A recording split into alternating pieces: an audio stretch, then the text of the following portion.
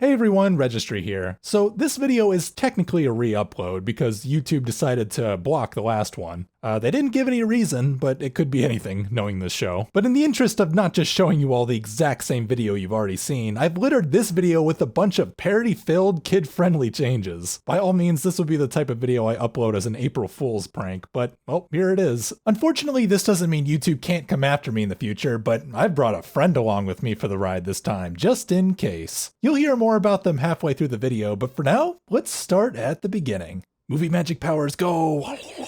Welcome back to the Chainsaw Man Comparison Series. Now in episode 3, which covers the rest of chapter 5, chapter 6, chapter 7, and chapter 8. I think most people will agree that this was one of the most Sakuga-filled episodes to date, but more than that, it honed down some very key elements. As far as what they are, well, let's get right into the comparison and find out.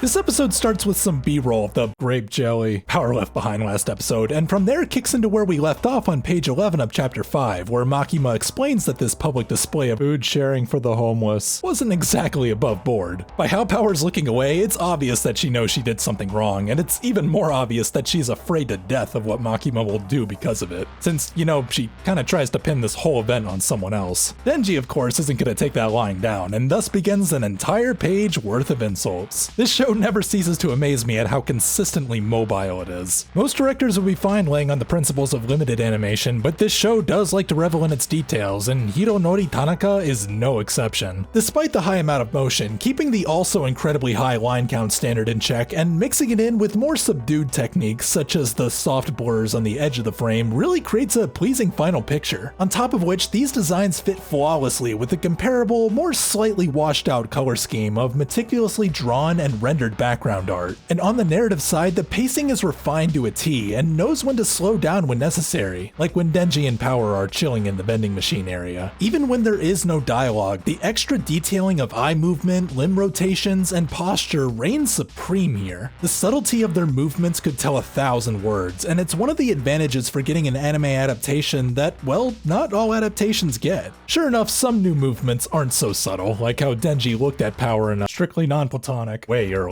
Just a little reminder of where Denji's incentives lie, and it doesn't take much longer for Power to take advantage of those incentives. Sure enough, he already openly stated his desire for world peace to Power, but with all that visible buildup of energy, even I was almost convinced that he gives a damn about the cat that Power lost. I get the feeling that these two will have quite the interesting dynamic in the future. This marks the end of chapter 5, so after the opening, we'll move on to chapter 6, where Denji is requesting leave on Power's behalf. Denji is pretty easily coerced into following along with Power in her little escapade. His desires are in full force here, and it's extra visibly so in the manga. Seriously, that is not a discreet face at all. I touched on this last episode, but Mappa does like to tone down the expressions like this and force us to read between the lines a little bit to focus in on the intricacies of what they're displaying. For sensibilities like this, it really helps that Tatsuki Fujimoto oversaw a good chunk of the production of this show. That sends a great message to the manga fans. Kinda like the message Makima is getting right now about Soviet warhawks and the like. Very interesting how geopolitical affairs have a presence in this story. It's unclear what exactly the hegemony is here, but Makima at least seems to be relatively high up on the chain in this regard. It's also safe to assume that Aki is pretty high up in rank too, even if he is the acting chauffeur here. Regardless, he still has no fear when questioning Makima's decision to keep Denji on board. This back and forth sequence is paced out very well by letting this scene get baked in a little bit with things like Aki putting the car into drive before Makima starts her powerful speech about how important devil names are. With how well all this little stuff is done, it really helps us to connect with Makima's point of view and creates a nice contrast for the despondent nature of Aki's critique. He obviously has no hope for Denji whatsoever and knows that trying to make friends with devils will only create issues down the line. His anxiety isn't unfounded though. After all, Denji's listening to a devil right now, casually being taken off to a desolate house in the middle of nowhere. Now for most people this would be when an alarm bell starts going off in their head, but not Denji. He just kinda goes with the flow, even when coming to the realization that Power did in fact lie to him. This realization causes him to immediately swing his weapon, but ultimately it's no match for Power's quick hammer reflexes. Any normal person would have suffered an big boo-boo from a strike like that, but it still did do a lot of damage. It's also extra sinister in the anime too, with how Power smiles before dragging him into the devil house. At which point the demon inside would start talking to Power, but the anime will put a bow on this scene right now with the door closing and hold off on the bat's lines once they're all settled in the house. And as for the devil that's running this little housewarming party, he's still just as difficult to make out as ever. So let's bump up the exposure a bit.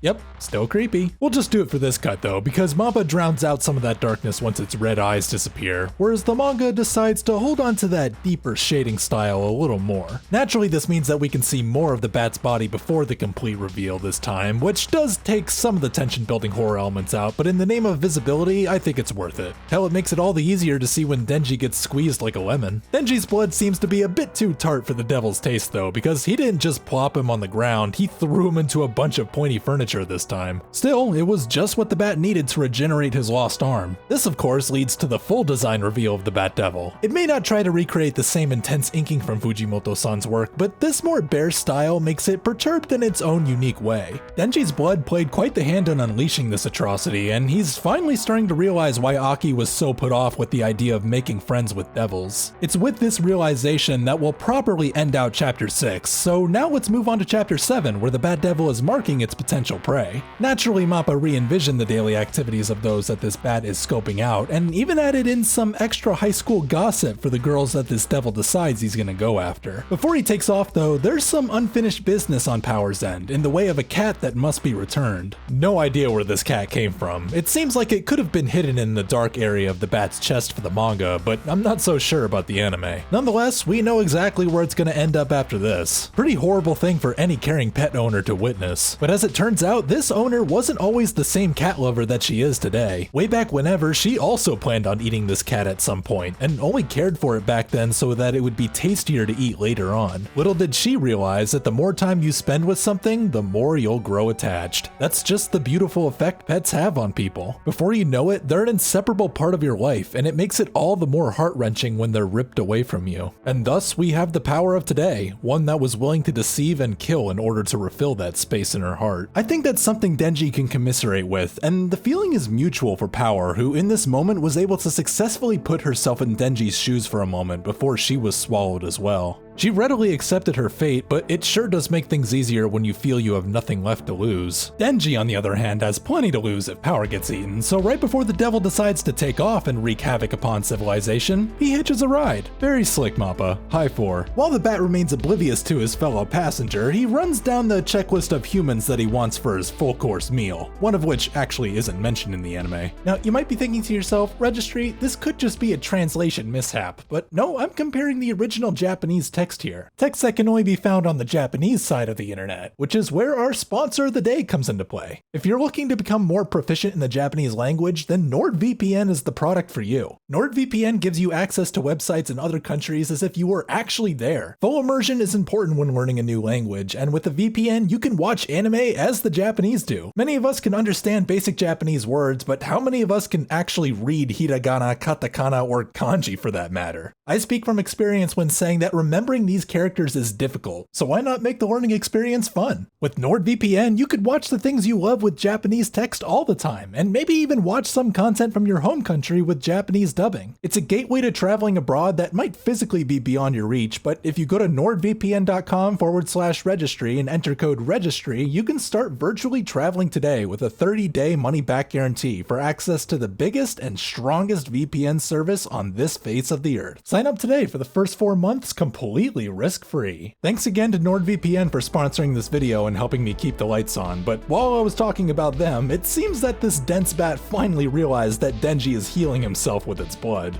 Obviously, this devil isn't thrilled by the fact that Denji threw the reverse Uno card here, so after a little bit of anime-only jostling, he starts squeezing him like a lemon again. But little did he know that Denji's got a wild card in his hand, and it's one that he'll play as soon as he gets done with this quick little flashback here. It's pretty short, but I like how the anime filtered it with crosscuts to the current day. It helps to emphasize that maybe Denji is about to act just a little bit beyond his surface level desires here. His moment of recollection and sympathy is like the calm before the storm, and its lack of diegetic sound makes it all the more powerful for it, as well as create great anticipation for when Denji finally rips his pull cord and rainbows and sunshines comes bursting out of his brain. This is technically the third time he's transformed in the manga, but since one of those transformations was left out last episode, it kind of makes this second second one all the more iconic for it, at least in my opinion. And this is just the start of the transformation. It does look like he's already in his final form in the manga, but give it some time, because after some wicked impact frames, he'll transform right as he takes off from the devil's grasp. I seriously love the layout of this shot. Despite this massive increase in speed, we move up and down the devil's arms so nonchalantly, even as Denji exits the frame and reappears from the top to slice this devil's arm like Levi. And that all leads up to some more sick impact frames, followed by a wild wave of jelly that emanates from the center of the frame and separates the devil and the arm that he only just recently got back. Believe it or not, within this cut, we already started to finish chapter 7, because however cool this final illustration is, it isn't when Denji responsibly amputates the devil's arm. Rather, it's just his wrist when he broke free. Also, in this version, the devil has the luxury of getting shocked before the entirety of his arm gets chopped off, and it happens while they're pretty close to crashing into this building here. And speaking of that building, I like the little perspective change that Mappa did here by actually bringing us into the building before the impact this time to get a taste of some random woman's daily routine before she gets the wake-up call of her life. Don't get me wrong, this woman is still in the manga, she just appears from a different angle and disappears just as quickly once Denji commands her to get lost. And she's not the only one, cause Denji's about to evict this devil as well. Denji doesn't do a little jump like he does in the manga, but this loss of representation is hardly noticeable in transition between cuts with the blurs and camera jerk. As for when the devil pops out of the building, it was wise to frame this from the perspective of the civilians that were fleeing in the foreground. One of these women almost got killed from an anime exclusive power line that got knocked over. Once the bat recovers from that hit, this is where we're gonna take a little break from the comparison for a bit, because after Denji lands, this would normally be when the devil starts throwing the car with the dude inside, but the anime will head on a different path for the next 45 seconds or so, meaning that we've got an anime-only fight sequence on our hands. While I'm not 100% positive on the primary key animators for these scenes, I will say that they have a knack for displaying the more elastic side of Denji. I swear, every time he makes a move, it's assisted with a smear frame, and since he generally isn't moving that fast, this rapid dog-style movement appears very tanky. He is carrying heavy-duty machinery after all. Just look at how he drags his chainsaws across the ground to reverse his momentum. Similar to the first fight, Denji's still got that unwieldy and unhinged appearance, but in a less rigid respect this time. Probably because there isn't a rig inside Denji during these cuts. Now, I'm not going to talk about 3D movement much here, I already covered that extensively in the first episode, but with the emergence of more references, I will say that Mappa does well to hide the switch between mediums, like when Denji reappears through the wave of smoke that the Bat Devil whipped up. Like I said last time, in the finished product, there really is no true way to tell with 100% certainty if a cut is completely absent of one art form or another, especially when 2D elements are included regardless, but